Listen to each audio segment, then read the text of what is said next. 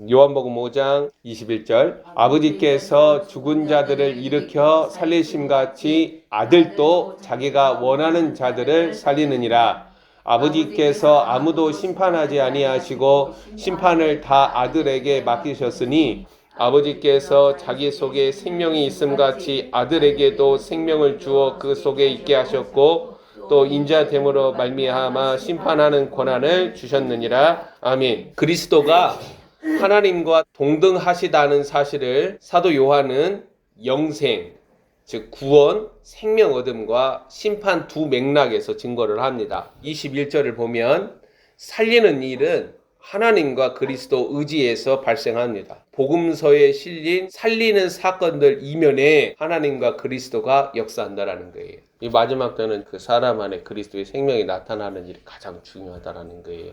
이 생명이신 그리스도를 말하는 그 일이 하나님께 영광을 돌리는 일이에요. 마지막 때에 살리는 일, 즉 그리스도의 생명이 드러나는 일은 하나님의 그릇들 안에 거하시는 그리스도가 하시는 일들로 나타납니다. 하나님의 구원 사건에서 이위일체 하나님을 향한 신앙 고백이 흘러나온다는 거예요. 그래서 구원 사건을 경험할 때 어떤 현상이 일어나요? 하나님 나의 아버지이시고 예수 그리스도는 나의 구원자여 주이시라는 고백이 나오는 거예요. 구원 사건은 신앙 고백과 뗄래야 뗄 수가 없죠. 그게 그리스도가 우리 안에 들어오시기 때문에 그러는 거예요. 생명 얻음과 본문 22절에서 밝히는 심판 위임에서 그리스도는 하나님과 동등하시기에 합당한 경배와 영광과 찬송을 받으십니다. 하나님께 돌리는 영광과 송축에서 그리스도의 영광과 존귀가 드러납니다. 요한계시록 4장 5장. 사도 요한은 하나님과 동등하시는 그리스도를 계시함으로 유대인들을 바른 신앙 고백과 믿음의 삶으로 견인합니다. 지금 지상의 이스라엘들. 유대인들의 생명 얻음과 심판당함은 오늘날 그들이 배척하고 거부하는 예수 그리스도를 받아들임에 있다라고 요한복음 5장이 증거하는 거예요. 생명 얻음이나 영생 받음은 또 심판은 사람의 아들 그리스도에게 달려 있습니다. 요한복음 5장에서 사도 요한은 사람의 아들 이 표현을 그리스도께 연결해서 사용을 해요. 이 사실은 신이 사람이 되사 자신의 생명을 내어주신 하나님 예수 그리스도의 영광에 기인합니다. 사람의 아들 그리스도가 24절에서 생명 얻는 길을 계시한다라는 거예요. 24절은 예수님을 영접하는 사건을 풀어쓰기로 나타냅니다. 사람의 아들 예수 그리스도의 그 발설되는 말을 통하여 뭐가 나오는 거예요? 생명이 나오는 일이라는 거예요. 그 말을 통하여 자신을 보내신 보이지 아니하시는 하나님을 믿는 사건이 자신 안에 죽어서 육신을 벗음으로 확인되는 생명이 아니라 지금 자신 안에 하나님의 생명이 있는 구원 사건이라는 거예요. 우리는 구원 사건, 즉 하나님의 생명이 자신 안에 드러나는 계시 사건을 사도들의 증거를 통해 알아두어야 합니다. 구원 유가증권을 찍어내듯 학습화된 교리나 지식 배움이 자신 안에 계시 사건을 만들지 않는다는 거예요. 그래서 반드시 그리스도 비밀이 내 안에 드러나야 돼요. 그걸 회심이라고 말해요. 그게 그리스도의 몸의 지체예요. 살아있는 교회예요. 생명 얻는 영생이 자신 안에 드러나는 사건은 하나님과 그리스도의 의지에서 나오는 계시로 발생합니다.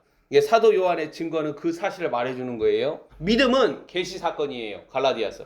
그리스도를 아는 일도 계시 사건이에요. 오늘날 지상 교회들과 성도들이 말하는 믿음의 성장이나 신앙의 성숙은 우리 안에 그리스도가 자라나는 사건이지 경건 생활의 축적물이 아니라는 거예요. 그래서 30년, 40년 그렇게 목회한 목사들이 가장 순종하지 않아요. 신앙의 경륜이 쌓인다고 해가지고 그리스도를 아는 일이 자라난다, 그리스도를 알아간다 아니에요.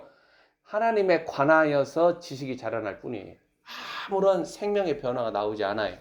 내가 곧 그 생명이다라는 것은 오직 거기에서만 변화가 나온다라는 거예요. 본문 24절에서 영생이 있는 자들은 심판에 이르지 않음을 분명히 밝힙니다. 내 안에 영생이 있다라는 것은 본문 25절을 읽으면 하나님의 아들의 음성을 듣는다라는 말이에요. 요한복음 10장에서 선한 목자는 말씀하시잖아요. 자신의 음성을 바라면 양들은 그 음성을 아는 거로 따라온다라고 말하잖아요. 내 안에 영생이 있다, 나는 구원받았다, 내 안에 그리스도가 거하신다라는 것은 하나님의 아들의 음성을 듣는다라는 거예요.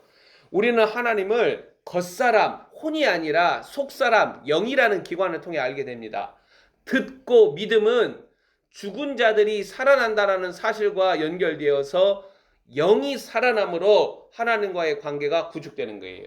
그리스도의 말을 들으면서 하나님을 믿는 사건은 사망에서 생명으로 옮겨지는 사건입니다. 사도 요한의 표현 방식은 바울의 증거 방식과 다르지 않아요.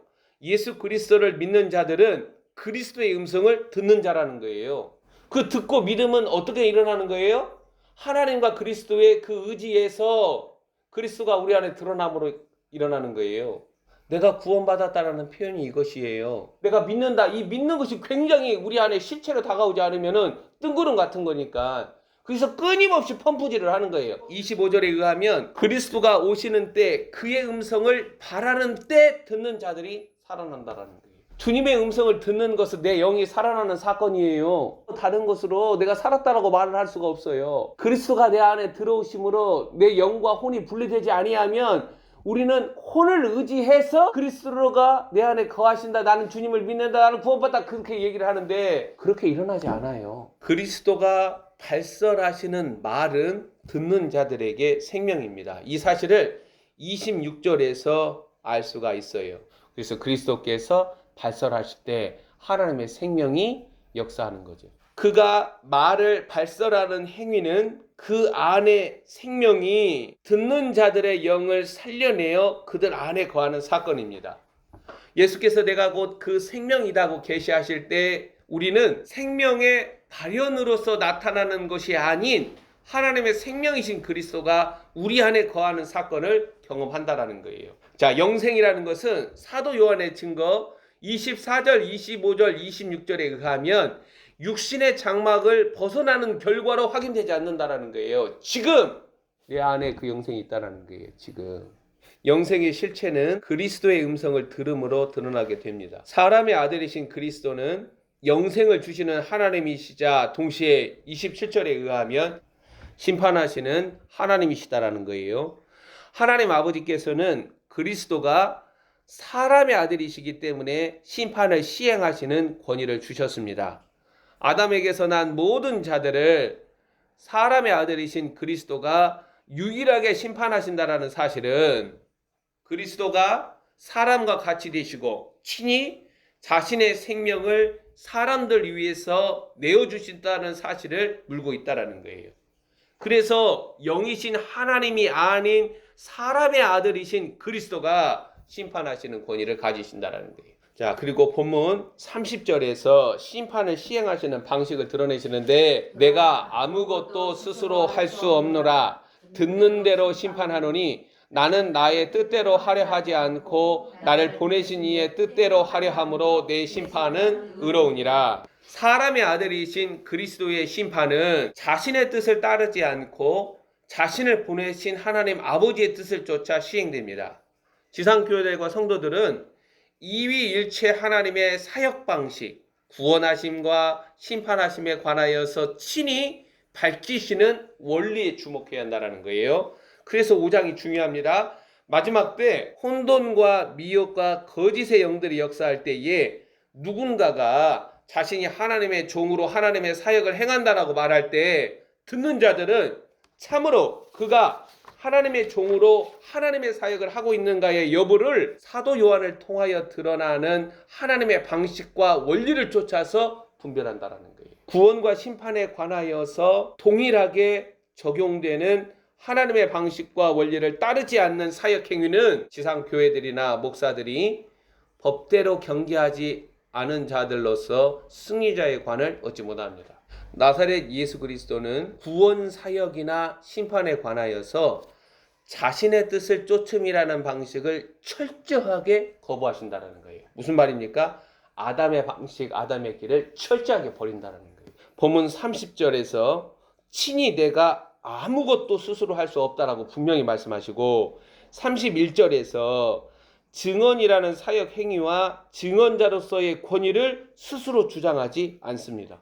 사람의 아들 그리스도는 철저하게 하나님 아버지께서 그를 주장하시는 방식과 행위에 자신을 온전히 내어 맡긴다라는 거예요. 스스로 자기를 구원하려고 하는 그 행동을 하지 않는다라는 거예요. 그게 예수 그리스도께서 무리들에게, 제자들에게 너희가 나를 따라오려거든 자기를 부인하고 그 말이에요. 자, 사도 요한은 본문 33절 이하 47절에 이르기까지 첫 번째 세례 요한의 증거, 두 번째 사역들의 증거, 세 번째 하나님 아버지의 증거, 네 번째 구약의 말씀들의 증거, 이 네 가지 근거를 사용함으로써 본문 31절, 32절에서 밝히는 그리스도의 주장을 뒷받침합니다. 즉 마지막 때 하나님의 그릇들, 자신을 피파송 의식에 묶여서 주님이 나를 보내셨다라는 주장은 나사렛 예수 그리스도의 증언과 증거자로서 그를 합당하게 주장하는 네 가지 근거들에서 확인되어야 한다는 거예요. 주님은 자신의 종들, 자신이 사용하시는 그릇들을 아시며 그들 안에서 자신이 하시는 일들을 드러내십니다. 그게 에레미야가 보여주고 있는 거예요. 에레미야서 1장이. 하나님 아버지께서 사람의 아들 그리스도를 사역에서 사용하신 방식과 원리가 마지막 때 하나님의 그릇들에게서 동일하게 확인된다라는 거예요. 미혹과 거짓과 속임에 사로잡히지 않고 참과 거짓을 분별될 수 있다라는 거예요. 히브리서 5장 13절 14절. 이는 젖을 먹는 자마다 어린아이니 의의 말씀을 경험하지 못한 자요 단단한 음식은 장성한 자의 것이니 그들은 지각을 사용함으로 연단을 받아 선악을 분별하는 자들이라. 진리이신 그리스도가 그 안에 밝게 드러난 자들이에요. 그래서 선악을 분별을 해요. 자, 요한복음 5장에서 31절 32절 증언과 증언자로서 사람의 아들이신 그리스도를 믿도록 증거하는 하나님의 이 최소한 네 가지 방식을 외면하는 자들은 심판을 피할 수가 없습니다. 온라인, 오프라인에서 들려지는 그리스도의 음성은 그를 믿게 하는 다양한 하나님의 방식을 확인시키면서 그를 보내신 자 하나님 아버지를 믿도록 역사합니다. 하나님의 생명은 그렇게 듣는 자들을 살려내고 그리스도를 증거하는 자 증거 행위로 그들을 이끕니다. 그리스도의 음성은 오늘이라는 동안에 이러한 하나님의 구원과 심판 사역을 행할 뿐만 아니라 본문 28절의 증거대로 무덤 속에 있는 자들을 소환시켜 각각 생명의 부활, 심판의 부활로 일으킨다라는 거예요. 자, 오늘날 그리스도의 음성을 듣는 일은 구원 얻음과 심판 당함에서 가장 중요한 영적 사건이라는 거예요. 지금 나는 그리스도의 음성을 듣는가? 나의 믿음은 그리스도의 음성을 듣고 참으로 그를 보내신 자 하나님 아버지를 믿는 믿음을 가진 자인가 스스로 확정하라는 거예요. 그게 준비되는 거예요. 구원받은 자들은 전부 다 선한 목자이셔 하나님의 음성을 듣고 따라요. 마지막 때 선한 목자이자 신랑이신 예수 그리스도의 음성은 그의 그릇들, 군사들에게 짐승과의 마지막 전쟁을 위한 징징령으로 나타난다는 거예요. 24절 내가 진실로 진실로 너에게 이르노니 내 말을 듣고 또 나 보내신 이를 믿는 자는 영생을 얻었고 심판에 이르지 아니하나니 사망에서 생명으로 옮겨졌느니라. 내 말을 듣고 그 들려지는 말 속에서 그리스도를 하나님 아버지께서 보내셨구나. 이걸 믿는 자들이 영생을 가졌다라는 거예요.